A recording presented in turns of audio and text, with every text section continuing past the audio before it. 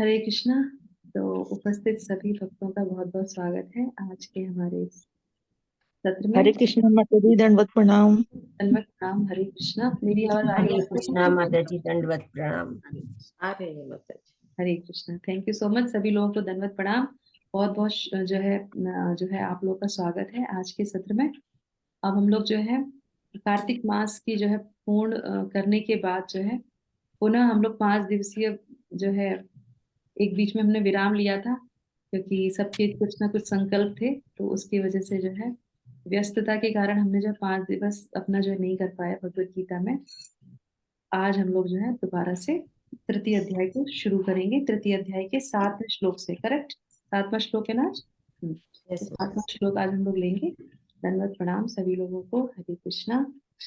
और आप लोगों का सबसे पहले तो ये बताइए, आप लोगों का कैसा रहा कार्तिक मास के 5 दिवस लास्ट के? भाई अच्छे से आप लोगों ने अपना संकल्प किया? हाँ जी, बहुत अच्छा रहा। बहुत बढ़िया। साथ में हम लोगों ने मिलके जो है जपा किया, मंगला आरती की। सबसे अच्छी चीज जो थी वो क्या थी कि मंगला आरती अटेंड करना। तो पूरे मंथ जो है हम लोगों ने मंगला आरती जो है साथ में एक साथ जो है अटेंड की, वो सबसे अच्छा था। और भगवान जो है शिला प्रभुपाद के लास्ट जो है वचन भी यही थे कि हमको अगर सतोगुण में रहना है तो हमें क्या करना चाहिए? प्रातः ब्रह्म मुहूर्त की वेला में भगवान के नाम का जो है जप करना चाहिए। जप जो है भगवान के नाम का जप इतना पावरफुल है। और आज जो हम श्लोका लेंगे, श्लोक संख्या जो है 7 में, तो 6 में भगवान ने क्या बताया था? 6 में भगवान बता रहे थे कि मिथ्याचारी कौन होते हैं।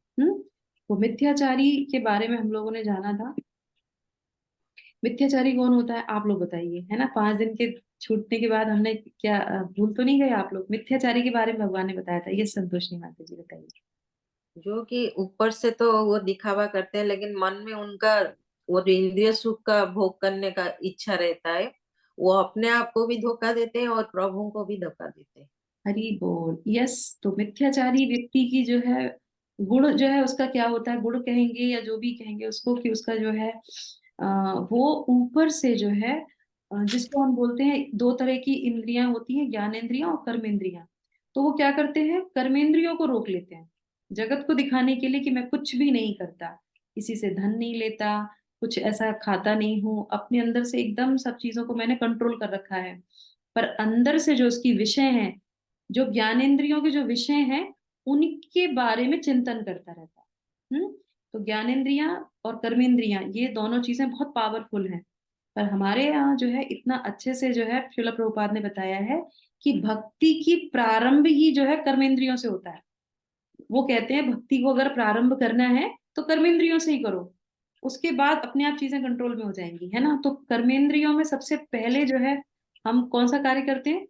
सुबह सबसे पहले जल्दी उठना, उसके बाद सबसे पहले भगवान का जप करना। सारी इंद्रियां हमारी जो है किसमें लग जाती? भगवान के नाम में लग जाती हैं। और हम सब कुछ छोड़ देते हैं भगवान के ऊपर। अब भगवान अपने आप उसको जो है समझ लेंगे। कर्म योग का मतलब क्या होता है? कर्म योग का मतलब होता है कर्मों से भगवान के द्वारा संबंध स्थापित करना, भगवान को, भगवान से अपना संबंध स्थापित करना, वो होता है कर्म योग। तो कर्म के द्वारा तो कर्म तो करना ही पड़ेगा ना। तो सबसे अच्छा कर्म क्या है कि भगवान के लिए, भगवान अपनी वाणी को भगवान के लिए, भगवान के नाम में लगाना। ठीक है? तो वो हम लोग इस पूरे मंथ, हम लोगों ने कार्तिक मंथ में ये प्रयास किया, तो हम लोगों ने बिल्कुल सही जो है कर्म योग के लिए हम आगे बढ़े हैं, जो हम लोग प्रैक्टिकली अपने जीवन में देखते हैं। ठीक है? अब हम आ जाते हैं। तो हम जो है मिथ्याचारी नहीं बनना है, ये हमने पिछले श्लोक में पढ़ा था। अब हम आज के श्लोक में पढ़ेंगे कि भगवान क्या बात यहाँ पे कौन सी हमें शिक्षा दे रहे हैं। ठीक है? तो प्रार्थनाओं के साथ शुरू करते हैं। ओम नमो भगवते वासुदेवाय। ओम नमो भगवते वासुदेवाय। ओम नमो भगवते वासुदेवाय।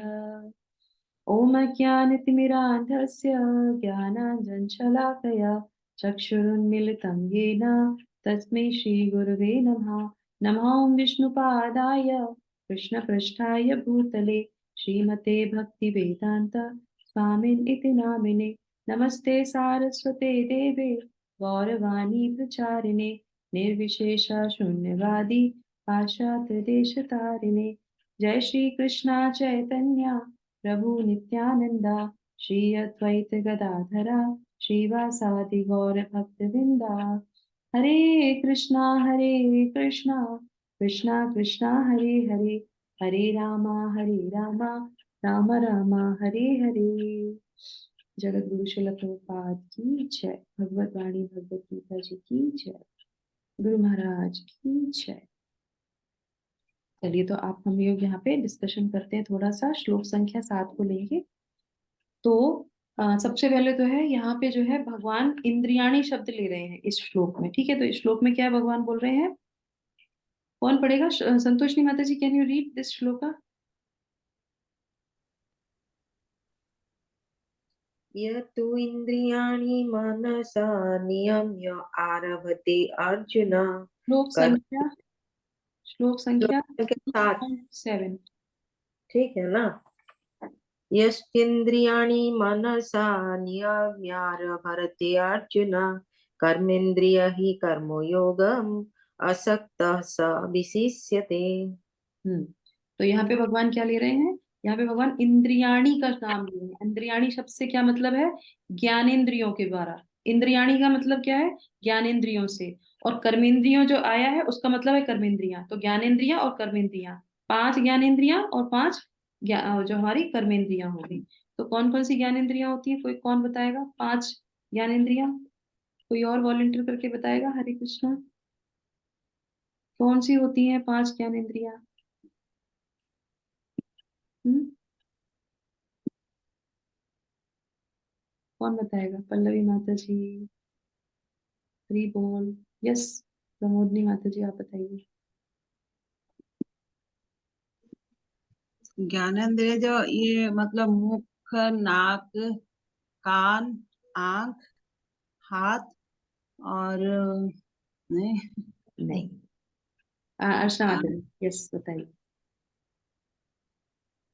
अर्चना माता नहीं जी, क्या नहीं। बताइए अर्चना माता जी।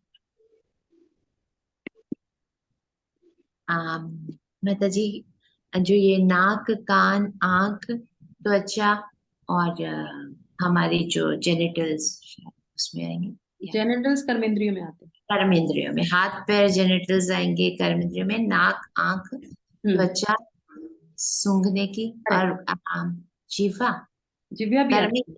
हाँ, जिव्या हमारी जो है ज्ञानेंद्रियों में भी आती है, क्योंकि इससे जो है हमें सेंस ऑर्गन। श्रोत होता है किसी चीज को, आभास होता है इसका, है ना। तो जिस चीज का हमें आभास होता है वो ज्ञानेंद्रियां होती हैं। जिससे हम कर्म करते हैं वो वो कर्मेंद्रियां होती हैं। तो श्रोत हो गए, चक्षु हो गए, आंखों से भी हम जो है रूप का दर्शन कर लेते हैं। और उसके बाद हम टच करते हैं, किसी को स्पर्श करते हैं। अगर हमारी स्किन किसी की स्किन से लगती है, त्वचा कहीं से लगती है, तो भी हमें पता चल जाता है ना। जरूरी नहीं हमारे हाथ लगे पैर लगे, शरीर भी अगर लगता है तो उससे भी जो है हमें आभास होता है कि हम किस चीज को छू रहे हैं। करेक्ट। तो ये हो गया हमारी। और उसके बाद हो गया जो है जिह्वा से हम रस का स्वाद लेते हैं। रस होता है, हमें आभास होता है कि खट्टा है, मीठा है, क्या है। तो वो हमारी ज्ञानेंद्रियों में भी आ जाती है।